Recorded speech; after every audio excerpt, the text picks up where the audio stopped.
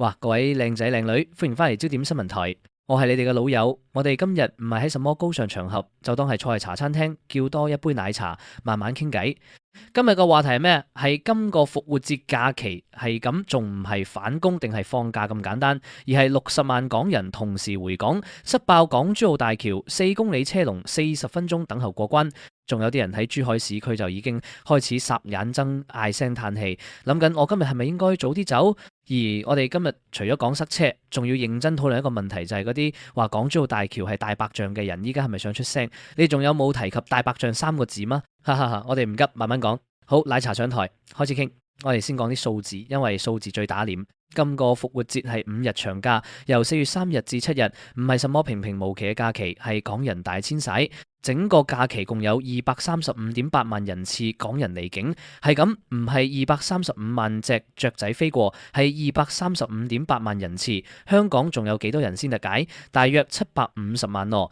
換句話講，即係大約1/3香港人在這5日內出咗境，仲未完。當中有181.5萬人次係經陸路或海路北上內地，佔整體離港人次嘅7/7，唔係7成，係7/7，仲較去年4日復活節假期嘅7/4.7更高。即係話香港人越嚟越中意北上，而且係越嚟越多。你話係咪趨勢？係咯，而且唔係假設中嘅趨勢，係實實在在喺你面前跳舞嘅趨勢。講到假期首日，4月3日，截至晚上9時，共錄得約68.5萬人次離港，一日之內68.5萬人次。我話你知，香港機場全年平均一日旅客量都唔係每次都有咁多。你話哇，咁多人去邊？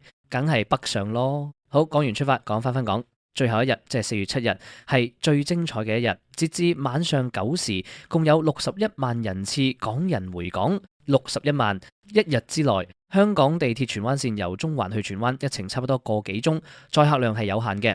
唔好再用地鐵比喻，我哋直接想象一下，61萬人同一日回港，係好比香港整個旺角、佐敦、尖沙咀3個區嘅人口加埋一齊喺同一日湧翻嚟。仲有更好笑嘅，當日仍然有逾23萬港人出境，當中約17萬人係標美會北上，即係話最後一日仲要去，仲要玩。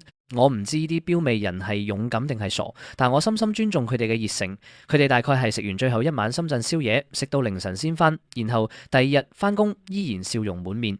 我只想問你哋係唔係人類？我只係往返港珠澳橋一次，已經累到瞓低唔想屈。你哋竟然標美，厲害厲害！講到港珠澳大橋係今日問案嘅重點。傍晚6時半，由珠海市區前往珠海口岸的高架橋被車輛擠得水泄不通。高德地圖顯示車龍長達約4.2公里，而且龍尾已經越過珠三角環線高速拱北隧道，即係深入至珠海拱北市區。你試下想象下，你係珠海市區，見到個路牌寫住港珠澳大橋口岸，跟住你揸車出發，以為幾分鐘就到，點知一出門口就係塞車。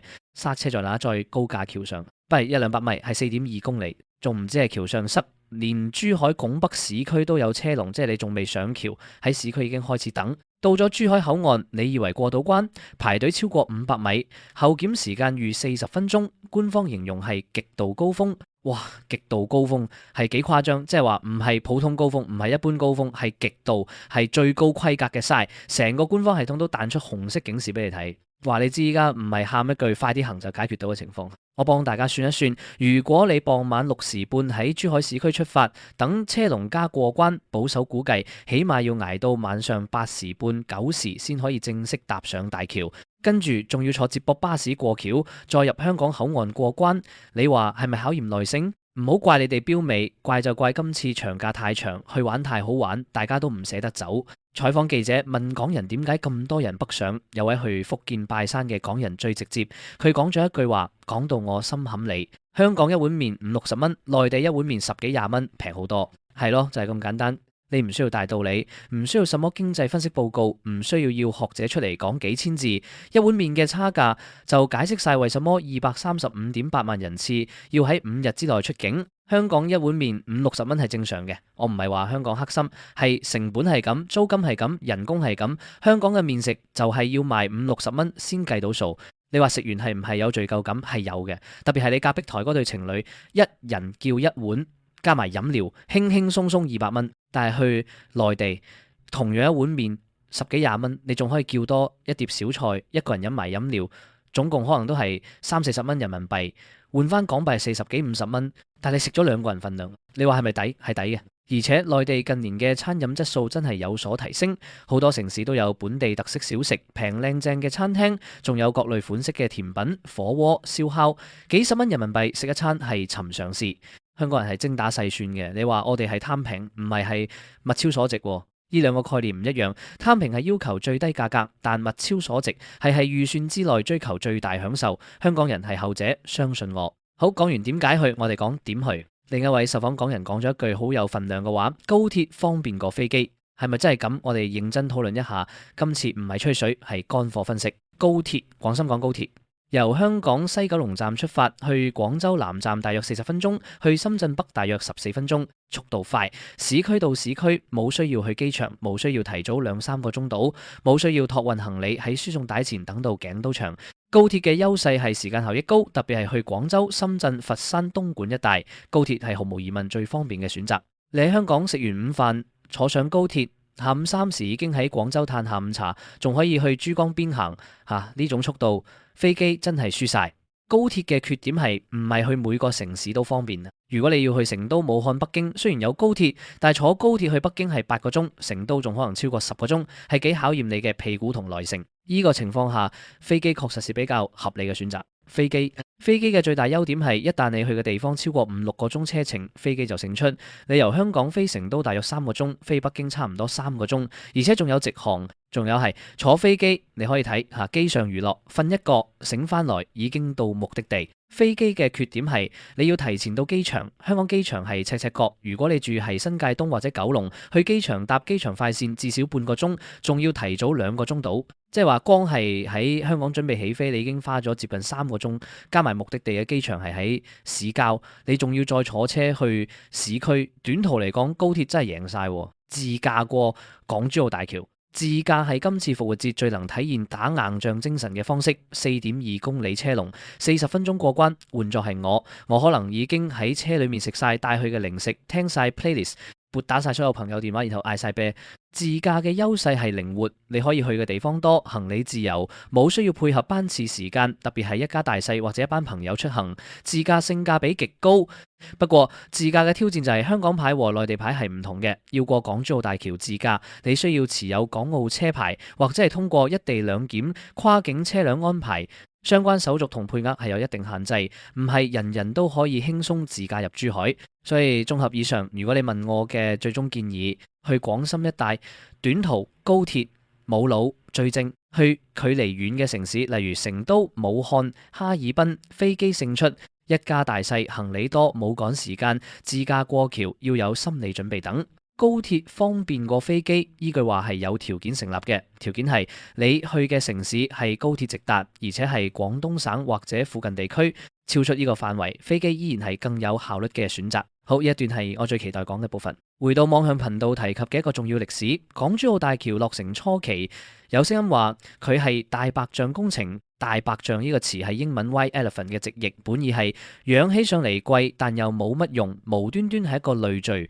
喺香港政治語境裏面，係針對大型基建，有時被批評為建完都冇人用，浪費公帑。港珠澳大橋喺2018年通車，頭幾年使用量確實冇係最理想，加上過橋收費、通關安排、配套問題種種因素，令唔少人質疑咁大筆公帑起呢條橋係咪值得？好，依家係復活節226年，答案係車龍4.2公里，後檢40分鐘，61萬人單日回港，235.8萬人次5日假期離境。港珠澳大橋係目前香港最繁忙嘅陸路跨境通道之一。佢唔係大白象，佢係一頭正在全速奔跑嘅馬，甚至係一頭塞到連珠海市區都喺度排隊嘅馬。我想問一句，嗰些當年叫港珠澳大橋係大白象嘅人，依家係咪想出嚟澄清？係咪有話想講？唔急，我哋等你。呢一部分係苦澀啲嘅，要夾埋講。235.8萬人次北上，佔整體嘅7成7，即係話留喺香港度假嘅人係減少咗嘅。呢個趨勢對香港本地嘅飲食零售業係一個挑戰。長假期間，酒店生意或者係好嘅，因為外地訪客嚟講，住宿需求依然係有，但係本地食肆、商場就唔係咁樂觀。你試下今次復活節長假喺香港市區行下，好多餐廳係冇人嘅，唔係因為香港人唔識飲食，係因為好多香港人都北上食飯去咗。你身邊係咪有朋友話我去深圳食咗3日，每日都係100幾十蚊人民幣包晒，係香港係唔可能有？我唔係話呢個情況係香港人嘅錯，消費者係理性嘅，邊度抵就去邊度食。問題係香港本地嘅飲食業需要思考，我哋有冇有嘢係香港獨有嘅？係有嘅。香港嘅茶餐廳文化、地道小食、老字號係有其獨特性嘅。你去內地食唔到地道嘅港式奶茶，冇係冇，但係真係有差別。你食唔到嗰種香港師傅炒出嚟嘅乾炒牛河，係我知內地都有，但香港師傅嘅鑊氣係另一個境界。問題係呢類嘢嘅定價係唔係令香港人覺得抵食？50幾蚊一碗麵，如果你個麵係一絕，香港人係願意俾嘅。問題你冇係一絕，你只係間普通茶餐廳，咁人哋點解唔去深圳食更好更平嘅？香港餐飲業要面對嘅唔單止係競爭問題，係價值重定位嘅問題，唔係要你平過內地，係要令人覺得香港有其值得留下嘅理由。呢個係唔容易嘅，但唔係冇得解決。好，我哋反翻焦點，唔係嚟嚇你嘅，係嚟講一個大局觀。香港人北上係一個已經穩固嘅趨勢，唔係疫情後嘅反彈熱情，係真係一個長期現象。而家係2026年呢個現象，由2023年通關後持續至今，係3年多嘅事。7:7嘅比例係代表大部分出境香港人都選擇北上，而唔係飛去日本、泰國、歐洲。原因有幾個：第一，近珠海、深圳、廣州係最易到達嘅，另一個國家唔係，係另一個地方，係中國內地，鐘頭計的距離。第二，憑剛才講晒一碗麵嘅道理係最直接嘅。第三，好玩，內地近年嘅旅遊配套、餐飲娛樂質素係有顯著提升，選擇多，體驗好。問題係香港點辦？係有挑戰，但係香港本身都有優勢。作為一個國際城市，香港有全球最自由嘅金融市場之一，有法治，有英語環境，有外國訪客，有高端服務業。北上嘅係香港本地消費，但返港嘅外國旅客嘅消費係另一個市場。香港唔係完全失去吸引力，只係轉移咗部分定位。如果香港本地食肆同零售業把握唔到呢個轉變，就會比較難捱。如果把握到，例如係定位係外地旅客市場，係高端體驗市場，係仲有路行嘅。我講唔完答案，因為答案係由市場決定。但可以肯定係港珠澳大橋依然會係繁忙嘅，高鐵依然會係繁忙嘅，香港人依然會係咁北上，呢個係事實。好，係時候收尾了。今次復活節假期帶出幾個重點。第一，港珠澳大橋唔係大白象，係全香港最繁忙嘅跨境橋梁之一，有4.2公里車龍為證。第二，61萬港人單日回港係驚人嘅數字，反映咗大橋同整個跨境出行體系嘅承載量已經係極限水平。第三，高鐵方便過，飛機係有條件成立，短途廣深，高鐵勝，長途遠程，飛機依然係王。第四，北上消費係常態化趨勢，食物價差係最直接嘅驅動力，對香港本地消費確實有結構性影響。第五，大白象嘅論述係被現實打臉，係一個提醒。大型基建嘅價值唔係喺落成嗰日決定，係由時間同使用量決定。最後，我冇打算話邊個批評大橋係壞人，因為批評係民主社會嘅正常功能。但今日嘅數字話俾你聽，呢條橋係值得嘅。你話係咪拍臉係囉？但係善意嘅拍係給我們所有人一個學習，係不要太快下定論，要給時間做見證。好，各位，今日嘅焦點新聞台就傾到呢度。我哋一齊坐嚟茶餐廳，吹咗咁多水，講完大橋，講完高鐵，講完飛機，講完一碗麵，連大白象都俾我哋扒皮一次。希望你哋聽完有所得着，或者係最低限度覺得今日個奶茶係好飲嘅。今次復活節你係點過嘅？係北上，係留，係香港，係飛去邊個地方，定係標尾至最後一刻先走？留言話我知，我好想知道你哋嘅故事，特別係有冇係因為塞車塞到差啲冚家鏟嘅，一定要同我講。仲有，如果你覺得今日嘅節目有料到，記得俾個 like， 訂閱焦點新聞台，開埋小鈴鐺。唔係因為 YouTube 叫我哋咁講，係因為我哋下次仲有好多嘢傾。我唔想你哋錯過。我係焦點新聞台，多謝收睇，下次見。